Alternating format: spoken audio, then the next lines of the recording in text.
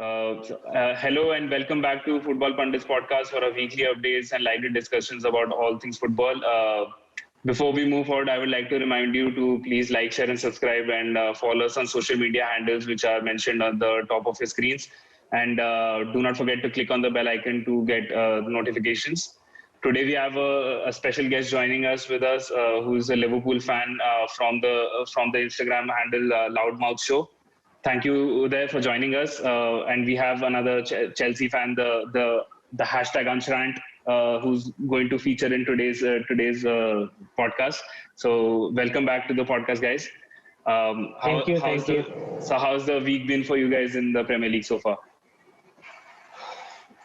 Well, for me, probably it was a bit of a relaxing one because before actually I had my birthday yesterday, so we were like partying and stuff. So before sleeping, I just looked at the Chelsea lineup, which was confirmed, and then I saw that Werner is starting. He's on the wing position, and then I slept. Right, and then when I woke up, I saw that Chelsea won 2-0.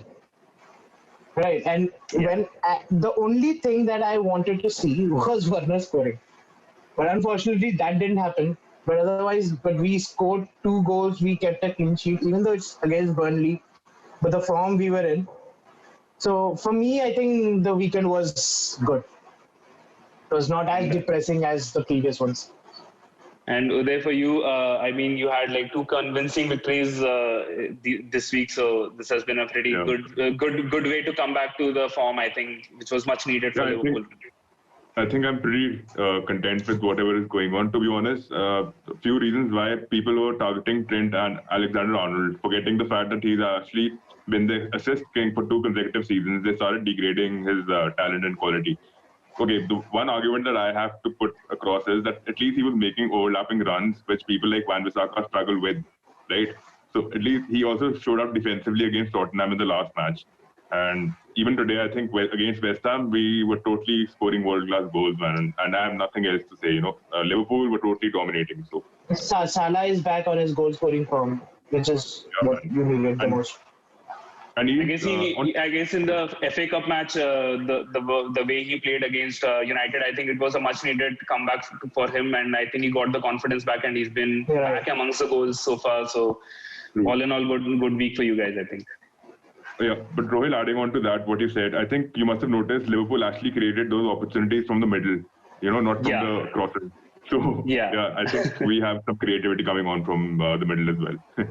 So coming back to the big match of this week, Liverpool versus Spurs, what were your thoughts on that specifically? I mean, what do you think was the thing which Liverpool did right, which was not there in the FA Cup match against United and also the previous Premier League match against United? So there were significant improvements in that match itself. So the thing is that Spurs as an opposition were just pressing onto us, man, and I didn't expect that for them to do that because they wanted a goal out very early on. If you know, Mane had actually missed a very easy opportunity from which I think there was an open play and Son had the ball alone. He got offside and that goal got disallowed. But till the 44th minute, I was convinced that Spurs could win this match very easily because they were very dominating in the first half. They were actually going long. They were playing long. The balls were crossing our defensive line too. And Son was constantly trying to make those runs. But I felt that, Henderson actually, he tried pulling it off. He tried doing whatever he could, but no one can stop Son, man. Heung-min Son is always on fire. And a special shout out to I think Sadio Mane, who was involved in most of the big chances, not even only in the goal scoring opportunities. I mean the goals which were scored, but also in the opportunities which were created. I saw him play, and it was phenomenal. After a long time, I've seen Mane play at this level because he's always overshadowed by or outplayed by Salah in the Liverpool jerseys. But I think Sane was really phenomenal in that game. True. And also that Firmino handball, I don't know if you've seen that. That was disallowed, the goal, Salah's goal. Yeah. That shouldn't have been disallowed because Eric Dier was actually pushing him behind. So it hit Dier's hand and Firmino's hand at the same time. So Yeah, I guess that was a tough call, but VAR has been very controversial throughout the season, so we can't actually say anything about it because if Fair you enough. I look mean, at it has just become a part and parcel of the game now. yeah, I mean if you look at the Southampton game this week where Danny Ings was given offside, I mean it was completely ludicrous, to be honest. It was something which I was not expecting from them. But again, VAR has been so in and out of the games. I mean, some decisions go for you and some against, but I mean, majority are if the your team ones. scores a goal, I think for 5 minutes you need to stay stable that it could be outruled.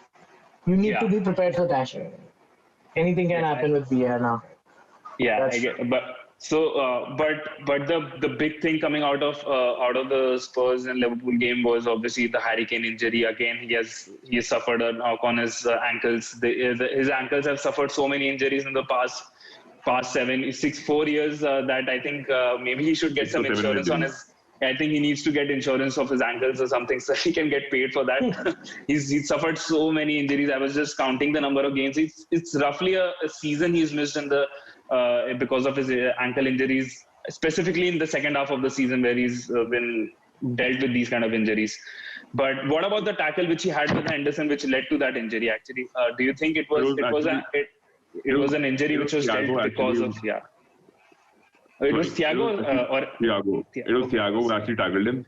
So I got to know that, oh, fuck, because Richarlison, the way Richarlison tackled Thiago, the same Yeah. way Thiago tackled on Harry Kane as well. I was like, probably his ankle is gone because he was actually not able to get up that time. It was sore. right. But I don't know, he managed to get up and he played the entire game. And I don't know where the second injury came in from. How did he get his second ankle I injured? think that's what I was looking at. I mean, I think that was a tackle with Henderson because they were trying to collect the air ball, and which led to the injury. I might be wrong on that, but I think that was the one because Henderson played that in a different way because Harry Kane was trying to get a foul, I think, out of that air ball, but unfortunately he suffered a blow on his second ankle as well. So that actually led to his substitution, and Gareth Bale came on, I think, on that, and then I think Gareth Bale was not that bad in the game. I think he was playing decent game, and with I think Kane's injury, I think it would give Bale the chance to I think maybe play at the forward. I think now more frequently than before.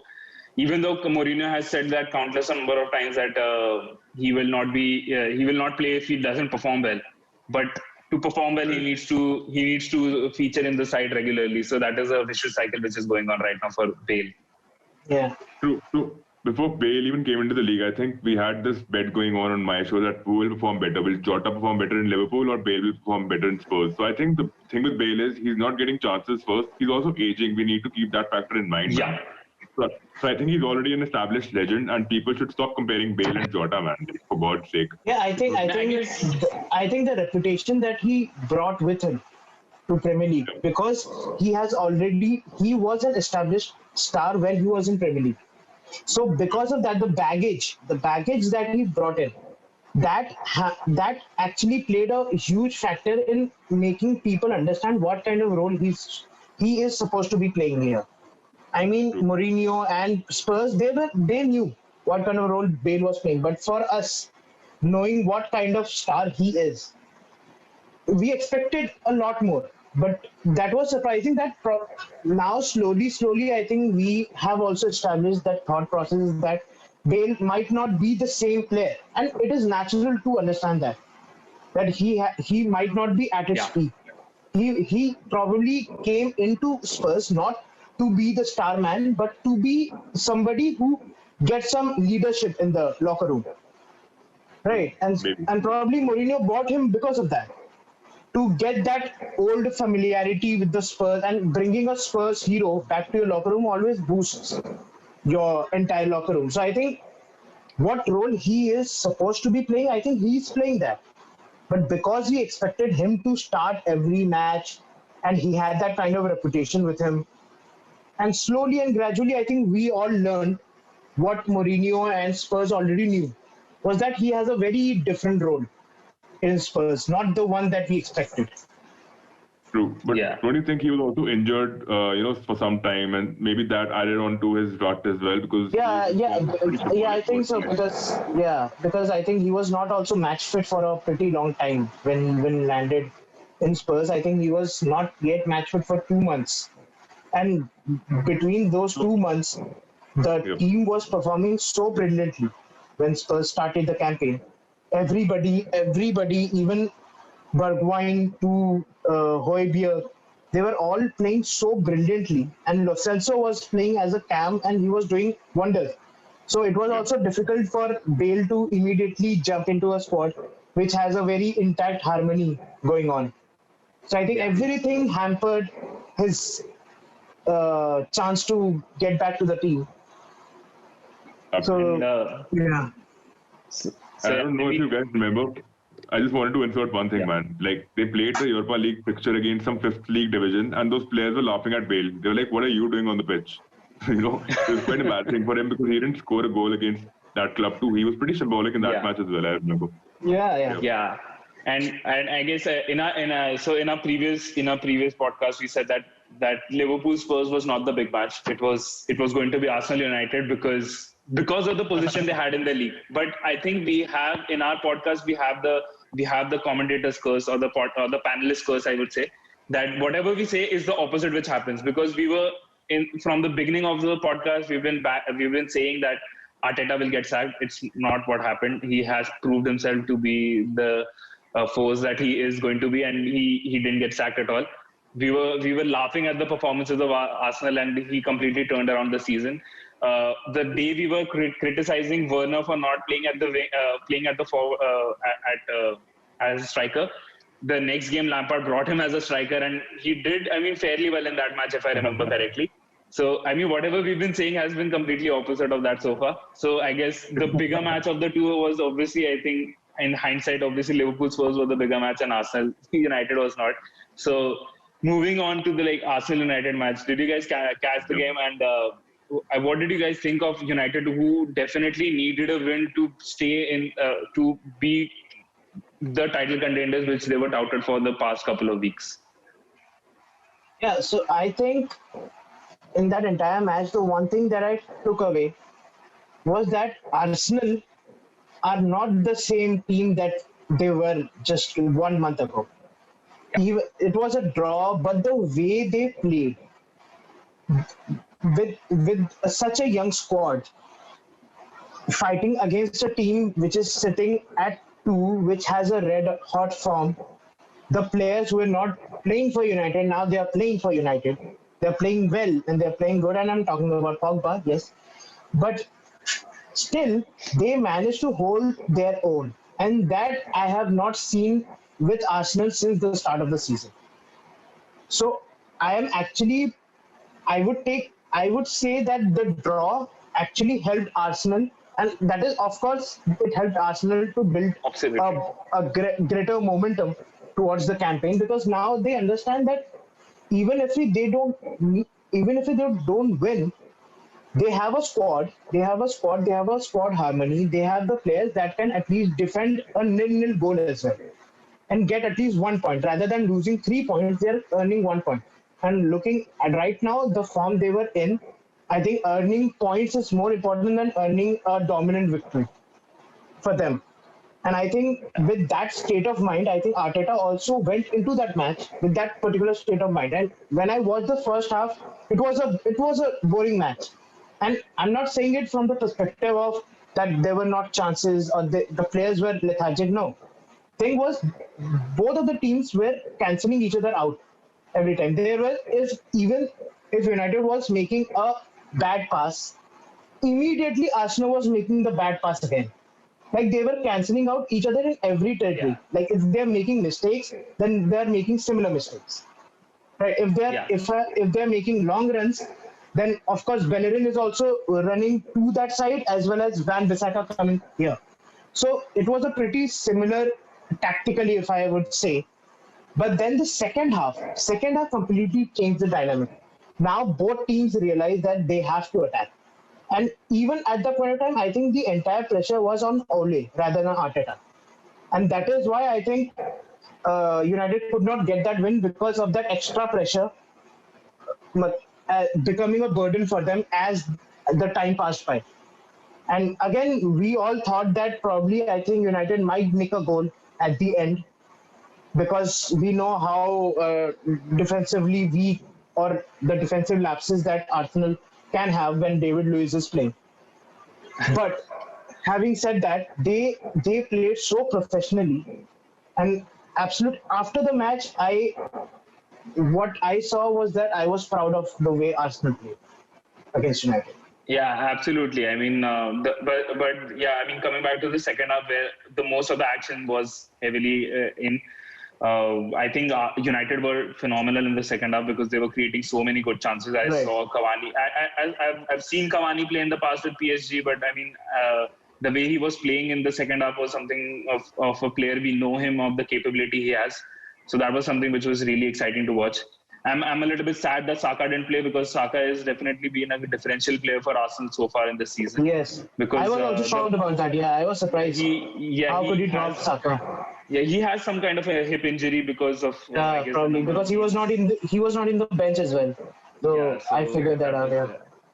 so But yeah. I think What were your thoughts? But also, I think there were 2 or 3 chances that in the first half that United could have scored. But the only problem Yeah, was even when Cavani was playing at the position, I remember there was an incident 34th or 35th minute when Bruno Fernandes, that was probably the first time Bruno Fernandes passed a long ball to Cavani, which I believe was supposed to be from the get-go because he is playing as a target man.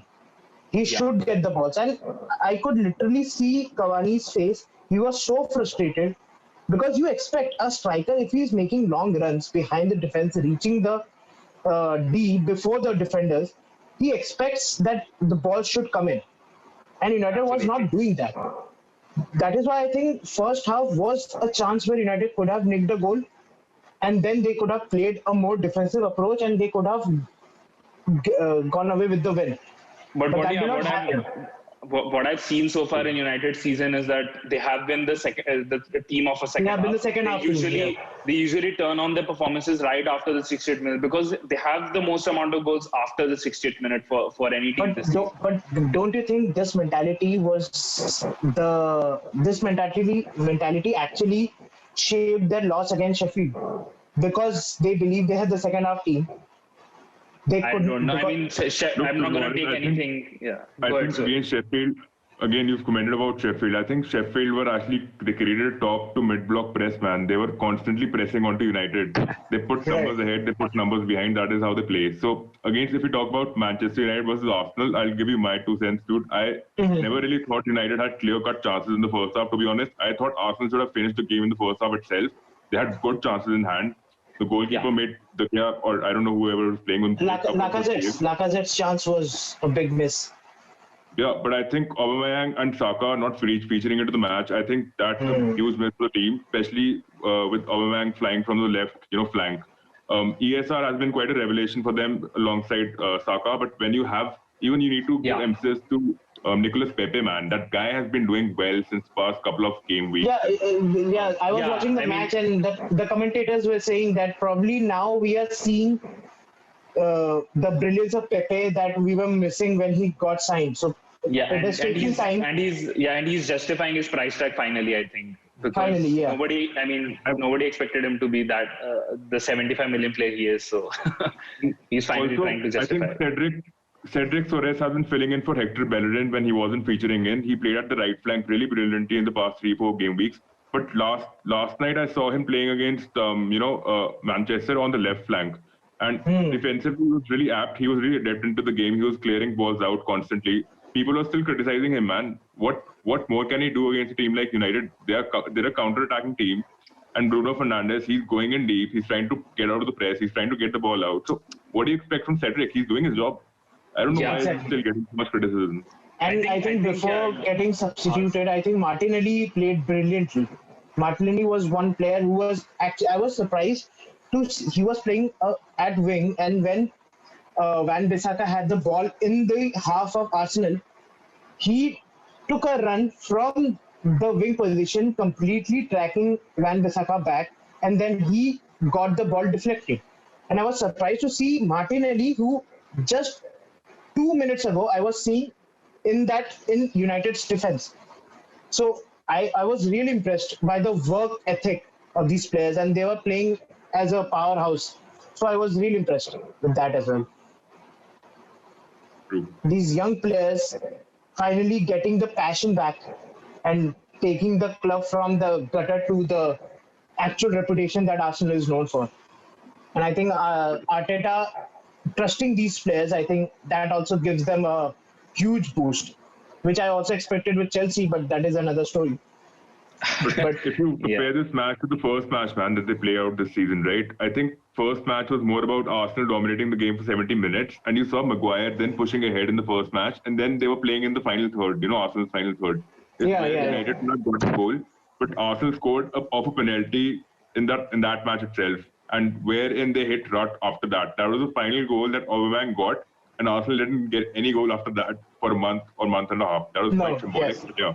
I think they've turned around pretty well with the academy Pretty well. products. You've got 19-year-olds, teenagers are performing this well, man. So I have nothing to say. I think Like the Arsenal way should- Saka has been playing, I felt like he has been in Arsenal team for probably 4 or 5 years now. He was playing in such a way. It was very Yeah. promising to see. But I think Saka will be offloaded soon, man. If Arsenal don't really push their guns out, I think Saka, ESR won't leave the team, but Saka has high probable chances of leaving the team if someone really comes out fetching for him. Yeah, true. Saka has that potential.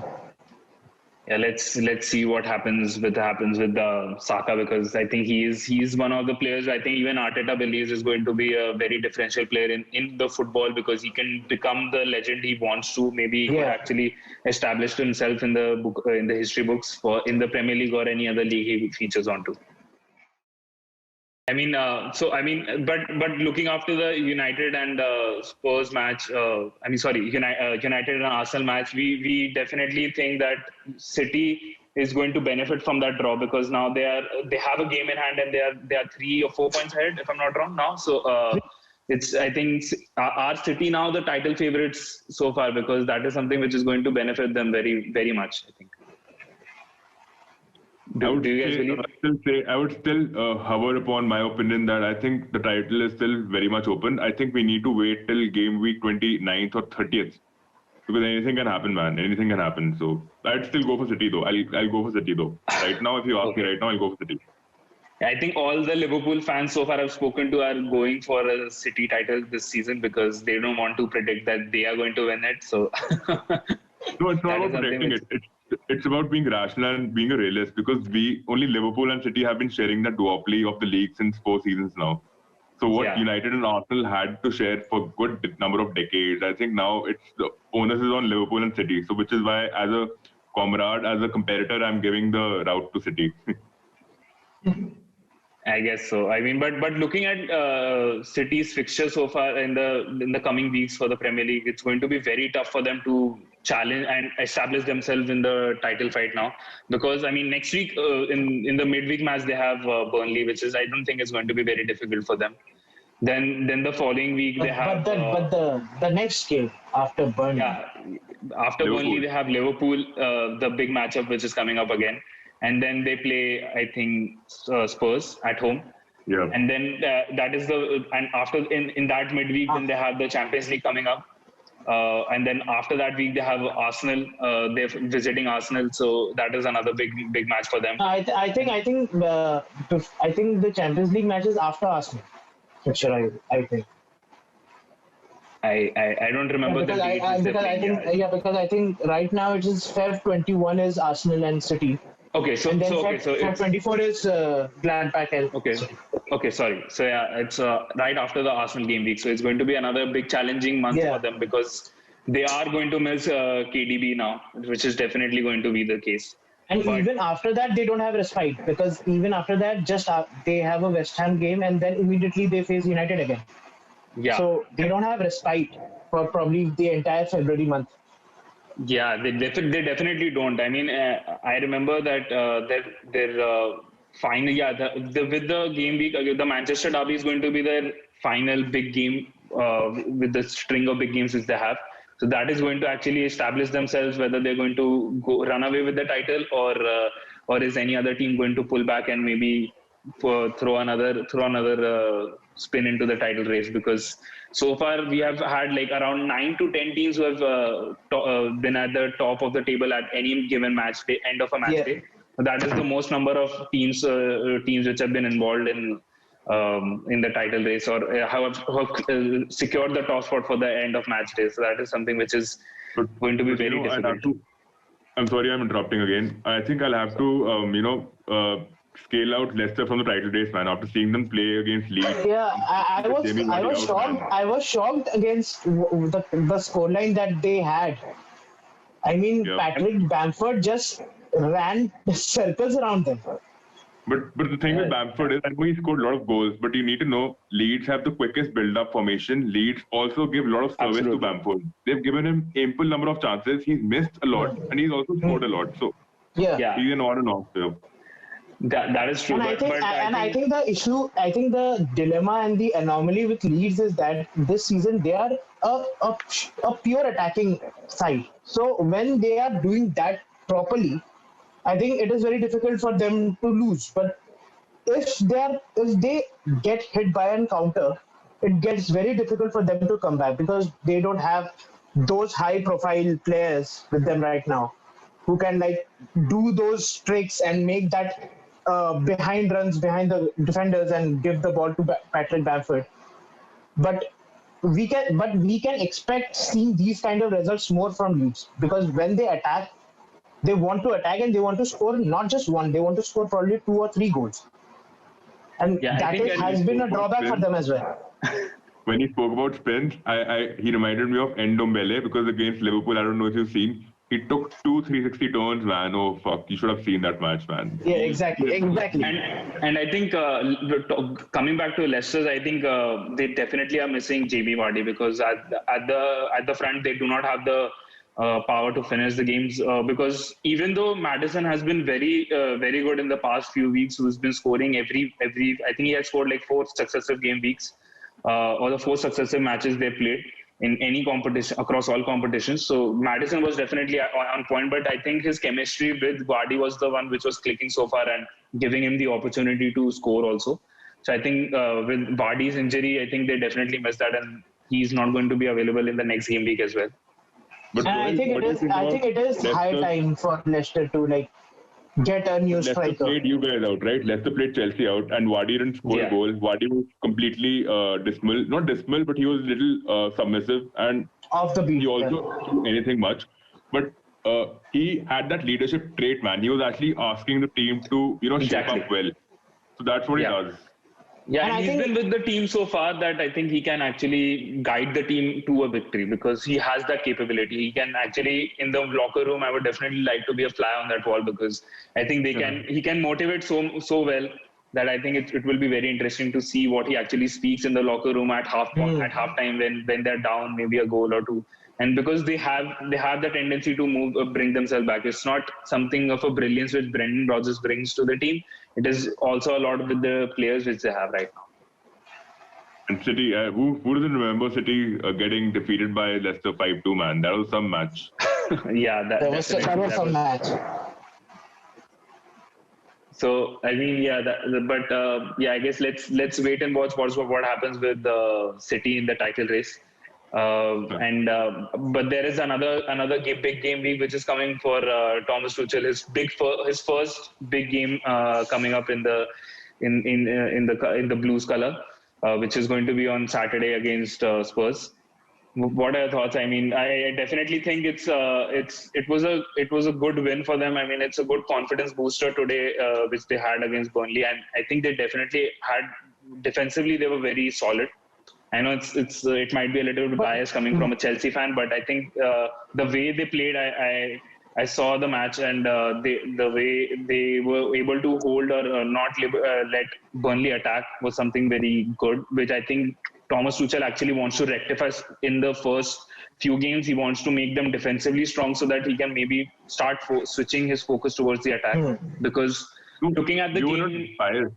I don't think you were biased there because you're right. You played a 3-4-3. You had 3 people behind, and your attackers were ahead, man. You guys were soaring up mostly in the match. So I think you guys did a terrific job, man. You guys had a good. But I think it was more of a defensive performance than an attacking performance because I think even still in the attack we are lacking somewhere.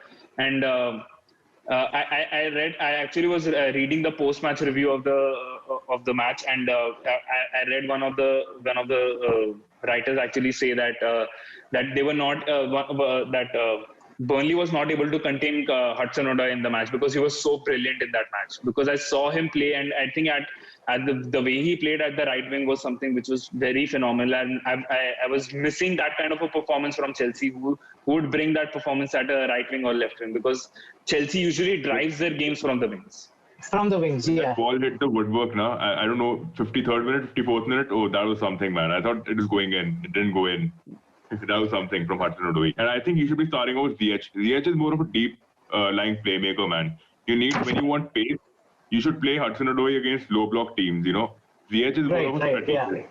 And I think he should play Ziyech as a number 10 also, man. That is my personal opinion.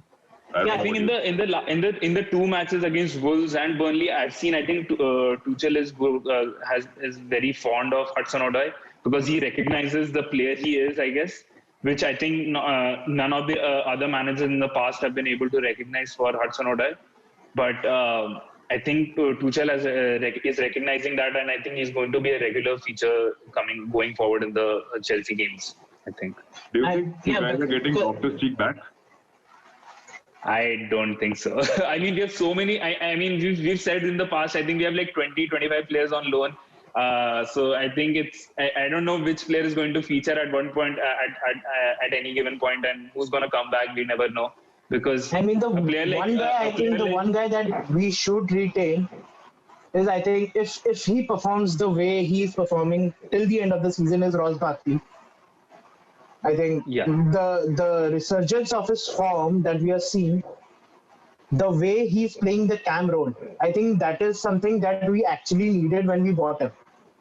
But again, because of the Chelsea team and the players Chelsea already had, Ross Barkley never had that upstanding chances, that he was never in the first team sheet. And even if he was always termed as a utility player. Somebody who would come in the 70th minute or 60th minute just to hold the game. But he was never considered a game changer. And I think giving that confidence to the players, like in Aston Villa right now, he is the main man. Apart from Jack Grealish, I think he is the guy who every team looks up to. Every player looks up to, sorry. And so the way he's performing, I think Chelsea, because also the one thing that I also understand is that the experience that he has in Premier League. I think right now Chelsea, because of such a young team, such a young upstarting players, and the players who are from a completely different league right now, they don't have that much experience with it. So I think getting Ross Barkley back, and if he performs the way he is, I think he will bring a very different take on the table for Chelsea, I believe. So I think this match is going to be... I might sound a little biased there. I'm sorry I'm getting in again. Ross Barkley played well only under English managers, man. And that's a fact. He only played well under English managers. He's never played well under Sarri.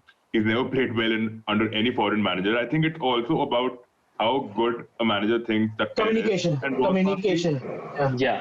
It's all about trust. It's also about trust. I mean, how much trust or faith a manager shows in the player. Like that is true. Which I think Tuchel is showing in right. But you also need to understand that Chelsea had more quality that time also. When you placed Ross Barkley over there, he was still growing, and he probably felt demoralized looking at all the other Chelsea players, man. True. Aston Villa, he knows he's a better player. So maybe he's performing to that level, you know. Yeah, again, I guess. But again, if your Looney is performing, I mean, you should not discard him without giving a chance. That is what my take is. I mean, if the way he's playing, he's scoring goals, just give him a chance.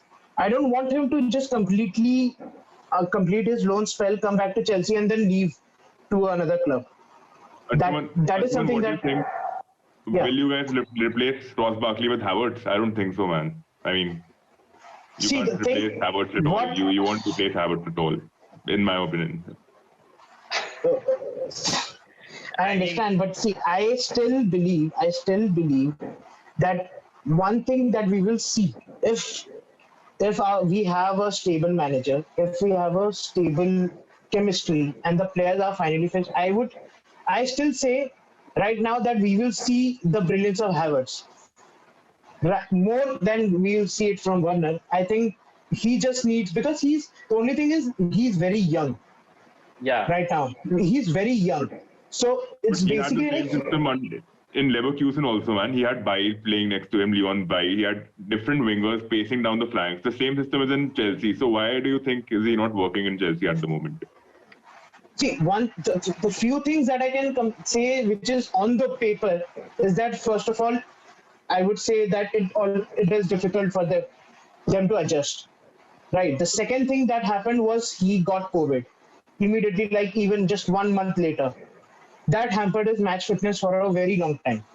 And when you are from a completely different country and you have other factors coming in play that you are not adjusting well, you are not understanding the team instructions in English, right? And then when you are also not match fit, I think that all the factors come in and they hamper your entire progress. So I think that is a major reason why we are not seeing the brilliance of Havertz, because even the games that he has played, he might not have been phenomenal or scored a goal or made those runs. But the thing is, the way he has in the game, when he has actually understood that this is the kind of team that I am in, this is the kind of play I need to be. Even against Burnley in the second half when he came in, he was playing a very different kind of style that he was playing under Lampard. So I think what he probably needs is a mentor. I think because he's that young that he needs to be spoon fed right now of what kind of roles you need to play. But So just one last thing I'll add is the more you take the freedom out of him, I think would be more better for him to grow as a player rather than giving him an entire freedom and saying that you are a brilliant player, just go the and just play the way you want to play. I think keeping him in on leash, I think is a better way to get something out of habits. so the first match that Tuchel played was against Burnley, right? Mm-hmm. Burnley? No, the Yeah. Wolves. No, Wolves. Bulls. Dude, Havertz played really well in that match. He made a lot of runs in that match. Exactly, And even exactly. Kovacic played very well in that match. So Even I think we should see Kovacic Havertz even also played well. so brilliantly against Burnley. I was reading the match report, and they And were I saying think that and yeah, continue. Tuchel actually has a tendency of bringing the best out of young players. He's known for that in the previous managerial positions at PSG and Right, Dortmund. right. And playing at Dortmund, I think, managing at Dortmund and knowing how what the German league plays like, I think that would benefit Werner and Havertz a lot because Yep. he understands what kind of gameplay they came from. Look, what Lampard actually lacked was he didn't have the managerial experience to maybe understand Experience. what the other leagues look like. I mean, he's not a player who's like who does not have the football knowledge, who can understand where they're coming from and what the gameplay looks like. But having an experience under your belt actually changes a lot or matters a lot also. So I think that is going to be a very differential thing for Tuchel when he starts trying to bring the best out of Werner and Havertz. And in his recent interviews also, he said that he has a game plan for Werner. Let's see what And happens because I mean, if you listen to his post-match conference today and against Wolves, he praised Chelsea more when they played against Wolves. And he said, if this is the team and this is the game that I'm getting out of this team, I'm extremely lucky.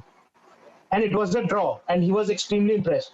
He was more impressed than the win today. So I think he has some ideas in his mind, the kind of players and the kind of team that he wants Chelsea to be. I think it would take time. I'm not gonna be too enthusiastic about the performances we've put so far because it's still very early to predict what he's Yeah, going to do. absolutely, exactly, And again the goals which were scored today were not something which were very like a brilliant goal which was scored and a very tactical goal which are being scored right now. I think I want the attackers to be more. I would disagree there. It might not be tactical, but Alonso's goal was absolute brilliance. I would say it was not tactically sound, but I think I want the attackers to be involved. you want you want Werner to score, yes. It's not, I'm not concerned with Werner. Even if Tammy scores, I'm fine with that, or even Havertz scores, I'm fine with that. I just want the attackers to have the confidence to give us the ability to win the matches because right now. But you know, Rohit, I think the way we are progressing, it is promising because right now what matters is we score a goal. Slowly, once we start scoring a goal, because this happened with Conte era as well. when our defenders, even Victor Moses, was starting to score a goal. I think that brings a completely different dynamic to the attacking prowess that your team has. Now, suddenly, if your wingers, your midfielders, and just before the season, when the season progressed, our defenders were scoring goals, right? So, if that continues for a particular period of time, I think that would push our strikers and our wingers to start scoring goals. I think that would bring the confidence. So I am just looking at the bright side and seeing that if our wingers and our wing backs are scoring goals, I think sooner or later, probably our strikers will start scoring goals again. I think you spoke about Victor Moses. I think he should be termed the right prodigal son of Chelsea. I'll tell you why, because he was loaned out to so many clubs, even to Liverpool. Yeah, man. No Yeah. one used him at all. He was underused, man. I feel so bad for him. He can fit the West Ham system or the Aston Villa system right now, man. If you play Yeah, right exactly. now, as a young He's player, like he's a player that the experience that we have watching these players grow in Premier League, we can at least guess that Victor Moses would actually be a brilliant fit for a West Ham team or a National Villa team, actually. maybe. Yeah. I mean, yeah, But then it let's also see what happens like happens. Conte trusted him and he used to play brilliantly.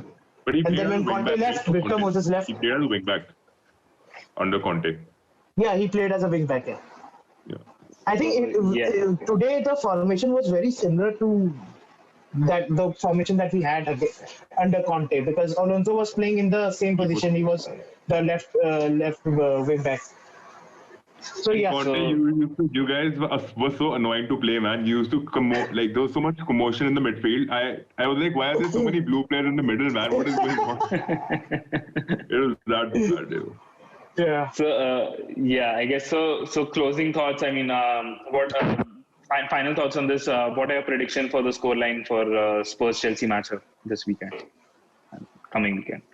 See, the thing is, now I'm seeing that Spurs is also lacking in a form. Right? They are not Yeah. up to the marks.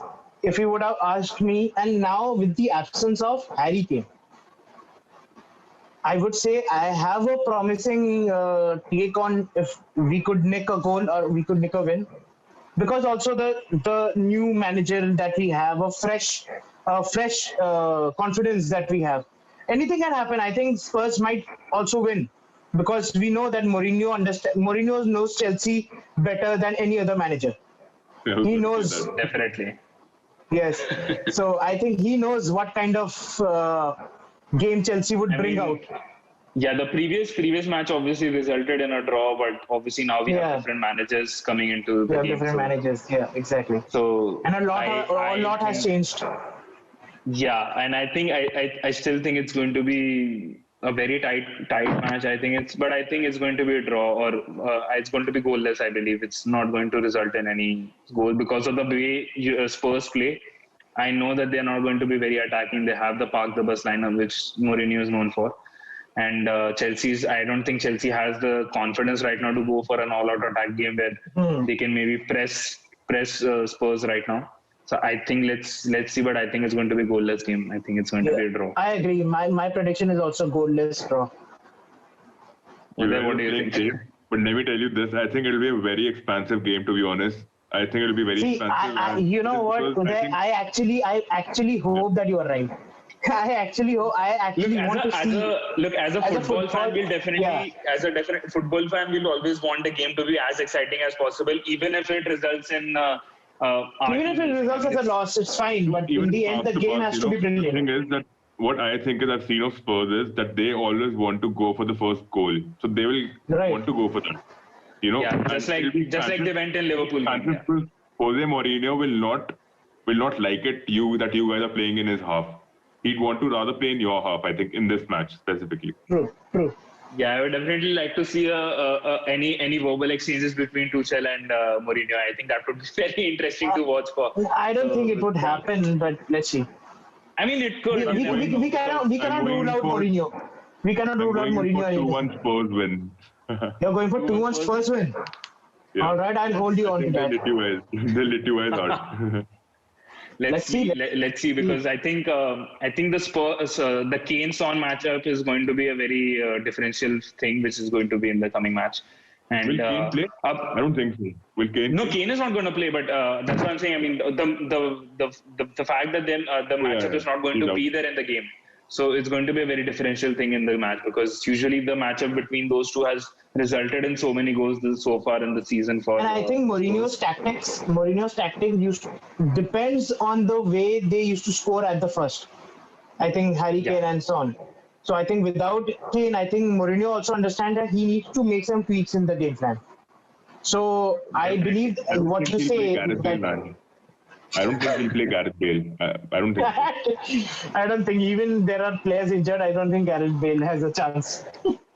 Look at these poor guys, man. I like Lucas Moura so much. I liked him at PSG. Look at the dip of form he's taken at Spurs, and still he beat Ajax 3-2. Man, he scored all those 3 goals. Imagine in the UCL final run.